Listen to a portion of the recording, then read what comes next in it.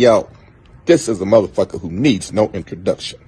You are watching Breaking Records Radio. Yeah, it's really interesting kind of hearing these stories and kind of figuring out more history regarding the kind of upstate New York scene. But really, you say the first kind of mixtape project comes out in 2010. That's kind of the start of what I would say is kind of this underground movement getting pushed from upstate New York. I know you had cats that were representing the area before that, but really since kind of over the last decade, maybe even half a decade, 5-6 years or so, you really start to see this really heavy push between artists from Rochester and Buffalo, people like 38 Spesh, all the Griselda cats, of course, and even people a little bit north of the border in Toronto or Windsor, and kind of, I guess, contributing to that same scene, though, right? So people like Danielson, for example. I find this whole kind of movement fascinating. When you were coming up originally, say 2009, 2010, 2011, were these the cats that you were in contact with at that period of time as well, or did you get introduced to them later?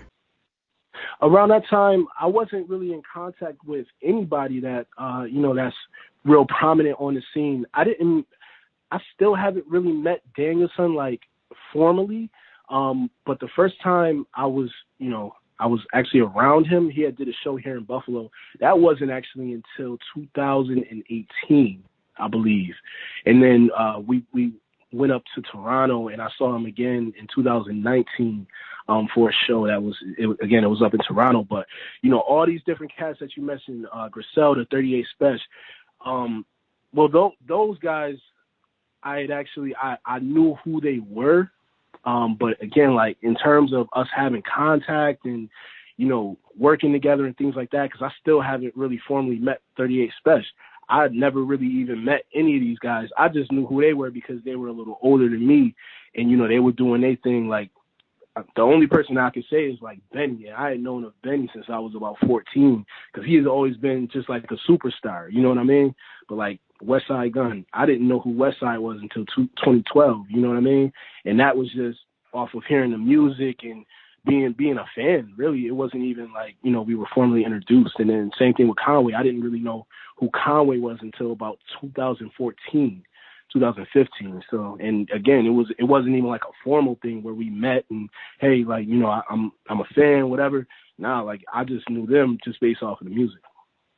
Man, it's amazing because the sound is so similar. There's a vibe. There's kind of a sonic palette that is being introduced, I think, to the underground hip hop community as a whole. But it's originating from this area, and it's fascinating that people like yourself, you don't really come up with these people yet. Sonically, you kind of follow the same sort of wave, and I don't mean that as a bad thing at all. I love this sound that's coming out of the area, but it's interesting. There must be something about Buffalo or Rochester, upstate New York in general, that curates this really kind of gritty and raw sound, just sonically.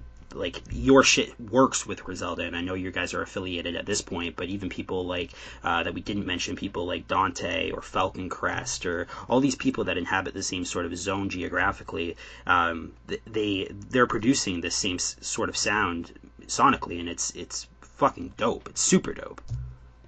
Yeah, for sure. And I think that's like just a testament, like you said, like just to the area. Like, you look outside right now. I just actually came from outside, and it's 12 degrees outside right now. We in the middle of February, you know what I'm saying? So around this time, especially, it's very like, it's just vindictive. I don't want to say vindictive, but it's like the sound is just like, it's gritty. It's real, just, I don't know. It's just real street, and like, it kind of just attaches to like the actual climate of the area. You know what I'm saying? Like, especially being from Buffalo, like this is like a working man's town. You know what I'm saying? And, you got to put in that grind just to even be accepted in Buffalo is just, man, it's tough. It's extremely tough. And so again, that just kind of goes back to the sound, like the actual sound of the music. And, like my sound, because I'm just coming out. I'm just getting introduced to the world. So, I'm featured on a couple Conway tracks, and, we're going to come out with some stuff soon as well. But like, once you kind of get introduced to my sound, it's a little different from like that Griselda, that real hip hop, that, you know, that sound that they've created, but it's definitely still along the same lines. You know what I mean? So you'll get a nice feel of how I really sound like once my projects and things like that start coming out. Man, I'm excited. Based off of your sound, or I guess speaking of your sound, going through your own catalog, there's a lot of regular names that end up getting brought up, and I wanted to ask about a couple of them because a couple of them kind of stand out. The first is producer Mitch Arizona. Now, he's been heavily involved in your career by the looks of it right from the very beginning, but who is this dude, and how did you two end up connecting? I know he did a lot of beats in your previous projects, and I'm not sure about the entirety of the new album, Asphalt Calligraphy, but I definitely know a couple songs off there as well. But who's Mitch? So Mitch, he's one of my best friends, man. We met back in 2009. We actually met through Billy Esco, who's another one of my best friends. We came up making music together from about the age of 15 or 16. And that's actually Camouflage Monk's cousin, who again is like another really, really good friend. So we all came up on the scene together. You know what I mean? We're all part of a collective called First Class. So Mitch Arizona, like I said, he's like a great friend. I trust him. I trust his vision, and you know, he's always been good for my sound. You know what I mean? He's a great producer. He's probably the best producer that I know, aside from a few other ones. But yeah, that's my guy, man. And you know, we work really closely together. And I've always told him from the beginning, you know, no matter what, you know, he's always gonna, like, it's gonna be us. You know what I'm saying? As we progress, it's not gonna be me progressing. You know, whether it's you that, you know, makes a leap, or if it's me that makes a leap, it's always gonna be we. So, you know, starting from Women, Alcohol, Cash, and Kicks, that first mixtape that I was telling you about, I've always made sure that he's always had, you know, a few tracks on there, you know, whether he produced it or whether he's actually on the song rapping, or both. He used to go by Kenny B. So if you go back to some of those early mixtapes, you'll actually see either Kenny B or Mitch Arizona. He's always been involved, you know what I'm saying, since about 2010, you know what I'm saying, 2009.